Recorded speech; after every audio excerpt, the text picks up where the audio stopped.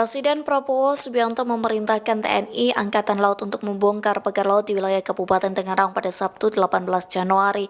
Namun Menteri Kelautan dan Perikanan atau KKP Sakti Wahyu Trenggono meminta TNI Angkatan Laut menghentikan operasi pencabutan pagar laut itu. Dikutip dari Kompas.com, hal itu disampaikan Trenggono pada Minggu 19 Januari. Ia mengaku telah berkoordinasi dengan Kepala Staf TNI Angkatan Laut atau KSAL Laksamana TNI Muhammad Ali.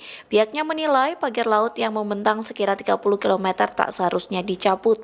Pasalnya KKP telah menyegel pagar laut itu dan sedang dalam tahap penyidikan, sehingga pagar laut itu merupakan sebuah barang bukti. Menurut Menteri KKP, seharusnya pagar laut itu baru dibongkar setelah dalang pemasangan terungkap. Trenggono pun khawatir saat pagar laut itu dicabut dan terbawa arus akan menimbulkan dampak lain.